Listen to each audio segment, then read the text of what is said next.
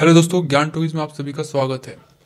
दोस्तों, JSSC यानी Jharkhand staff selection commission की तरफ से ग्रेजुएट स्टूडेंट्स के लिए कुल 956 पदों पर रिक्रूटमेंट के लिए नोटिफिकेशन निकाला गया है।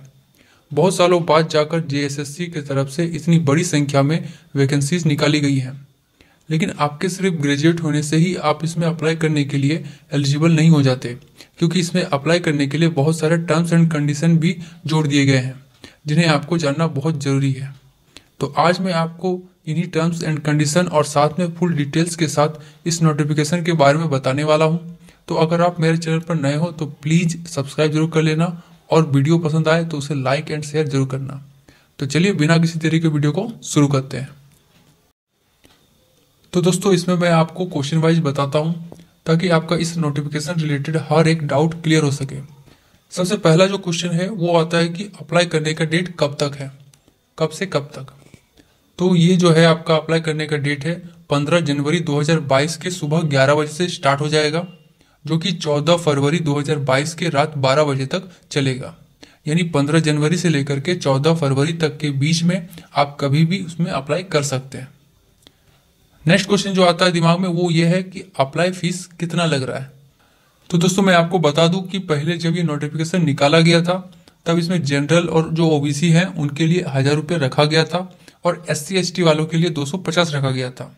लेकिन बाद में हो हल्ला मचने के बाद इसे घटाकर जनरल और OBC वालों के लिए 100 रुपये कर दिया गया है और SC/ST वालों के लिए 50 रुपये कर दिया गया है, जैसा कि आप स्क्रीन में भी देख सकते हैं। जो तीसरा क्वेश्चन आता है वो ये है कि इसमें किस किस पोस्ट की वैकेंसीज निकाली गई है और इसमें सैलरी कितनी मिलने वाली है। इन 956 वैकेंसीज में कुल 4 तरह के पदों के लिए वैकेंसीज निकाली गई है। सबसे पहला जो पद है वो है सहायक प्रशाखा पदाधिकारी, और जिसका वेतनमान आप देख सकते हैं 44,800 से लेकर के स्टार्टिंग है और ये आपका 1,42,400 तक जाएगा। जो दूसरा पद है वो है कन्या सचिवालय सहायक का, इसका स्टार्टिंग सैलरी है 19,900 और फिर ये करते करते बढ़ते बढ़ते आपका 63,200 तक जाएगा।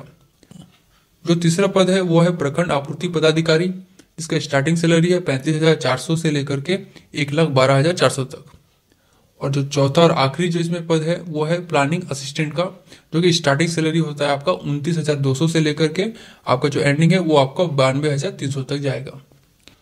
और सभी के लिए क्वालिफिकेशन ग्रेजुएशन जरूरी है, और ये आप किसी भी स्ट्रीम से हो सकते हैं ग्रेजुएट। कोई जरूरी नहीं है कि आप आर्ट्स से हो, साइंस से हो या कॉमर्स से या किसी वोकेशनल कोर्स से, बट आपको ग्रेजुएट रहना जरूरी है। जो चौथा क्वेश्चन आता है दिमाग में वो ये है कि इसमें एज कितना रखा गया है।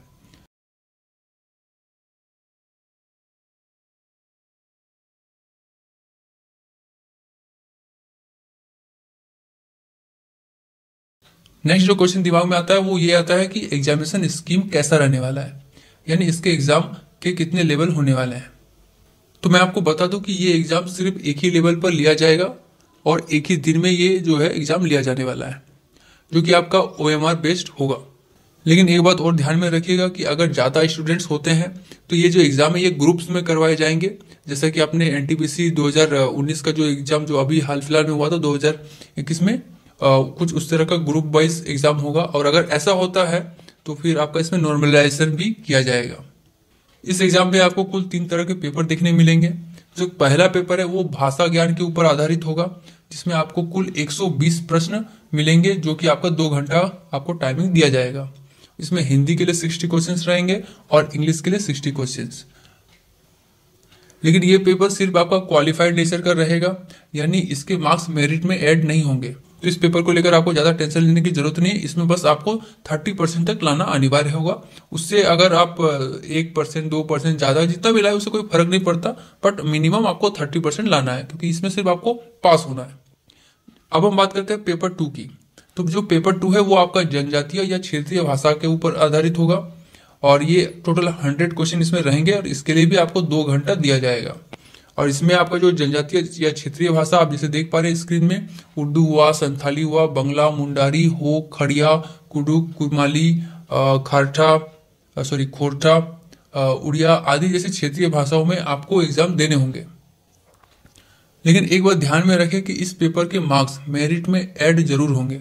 तो इसमें आपको ज़्यादा से ज़्यादा मार्क्स लाने होंगे, तभी जाके आपका नाम मेरिट लिस्ट में आएगा। तो दोस्तों ये तो था दूसरे पेपर की बात। अब हम बात करते हैं पेपर थर्ड की। जो तीसरा पेपर है वो आपका जीके जीएस पर आधारित होगा, यानी सामान्य ज्ञान के ऊपर आधारित होगा। और इसमें आपको टोटल 150 क्वेश्चन दिखने मिलेंगे और इसके लिए भी आपको 2 घंटे का समय दिया जाएगा और इसके भी मार्क्स आपका मेरिट लिस्ट में ऐड जरूर होंगे। तो ये बात ध्यान में रखिए कि जो पेपर 2 है और जो पेपर 3 है, इन दोनों के ही मार्क्स के आधार पर ही आपका मेरिट बनेगा। तो ये जो था एग्जाम किस तरह से होने वाला है और कैसा होगा। अब हम बात करते हैं उस टर्म्स एंड कंडीशन की जो मैंने आपको वीडियो शुरू होने से पहले कहा था। तो दोस्तों मैं आपको बता दूं कि इस एग्जाम में आप तभी अप्लाई कर सकेंगे जब आप कुछ चीजों में एलिजिबल होंगे। नहीं समझे? चलिए एक एक करके बताता हूं। सबसे पहले हम बात करते हैं कि अगर आप अनरिजर्व कैटेगरी के हैं यानी जनरल हैं, तो फिर आप तभी अप्लाई कर सकते हैं जब आपने अपना मैट्रिक एंड इंटर झारखंड से ही किया हो। और यदि आपने अदर स्टेट से किया होगा तो फिर आप इसमें अप्लाई नहीं कर सकते, भले आप झारखंड के ही क्यों ना हो। लेकिन ये बात ध्यान में रखें कि जो SC ST OBC या फिर जो भी रिजर्व कैटेगरी के हैं उनके लिए ये लागू नहीं होता है, तो वो कहीं से भी कर सकते हैं। लेकिन अगर आप जनरल के हैं तो फिर आपका 10th और 12th दोनों ही झारखंड से होना चाहिए। ये तो था दोस्तों जनरल वालों के लिए। लेकिन अगर आप SC ST या OBC या फिर PWD कैटेगरी से हैं तो इसमें भी आपको कुछ बातों का ध्यान रखना बहुत जरूरी है। जिसमें सबसे पहले हम बात करते हैं इसके रेसिडेंशियल सर्टिफिकेट का, क्योंकि अगर आपको इसमें आरक्षण का लाभ लेना है तो फिर आपको रेसिडेंशियल सर्टिफिकेट जो है, जैसा यहाँ पे नोटिफिकेशन में बताया गया, उसी तरह के फॉर्मेट में और उस तरह का ही होना चाहिए। तो इसका भी हम आपको समझा देते हैं क्या चीज है ये। तो देखिए, अगर हम बात करें इसके स्थानीय निवास प्रमाण पत्र का यानी रेसिडेंशियल सर्टिफिकेट का, तो अगर आपका स्थानीय निवास प्रमाण पत्र 2/6/2016 से लेकर के 19/7/2019 के बीच का है तो फिर वो आपका SDO लेवल का ही होना चाहिए, यानी अनुमंडल पदाधिकारी के लेवल का होना चाहिए। सर्कल ऑफिसर वाला इस बीच का लागू नहीं होगा। लेकिन अगर आपका 19/7/2019 के बाद का है तो फिर आपका वो सर्कल ऑफिसर का हो, SDO का हो, किसी भी लेवल का चलेगा, बट फॉर्मेट ऐसे ही रहना चाहिए जैसा मैं अभी आपको स्क्रीन में शो करा रहा हूँ। और एक बात दोस्तों, 2/6/2016 के पहले का जो आपका रेसिडेंशियल सर्टिफिकेट अगर बना होगा किसी भी लेवल का, वो मान्य नहीं होगा। तो इस बात का आपको ध्यान रखना है कि अगर आपको आरक्षण का लाभ लेना है तो फिर आपका जो रेसिडेंशियल सर्टिफिकेट है वो 2/6/2016 के बाद का ही होना चाहिए और जैसे जैसे मैंने आपको फॉर्मेट शो कराया है उसी तरह के फॉर्मेट में होना चाहिए। नेक्स्ट हम बात करते हैं जाति प्रमाण पत्र का। इसमें सबसे पहले बात करते हैं SC या ST वालों के लिए। तो अगर 25 फरवरी 2019 के पहले का अगर आपका SC ST है तो इस फॉर्मेट का होना चाहिए, जैसे मैं अभी आपको स्क्रीन में शो करा रहा हूँ, और ये SDO लेवल का या फिर DC लेवल का होना चाहिए। और अगर आपका 25/2/2019 के बाद का है तो कुछ इस तरह का होना चाहिए जैसा अभी आप देख पा रहे हैं।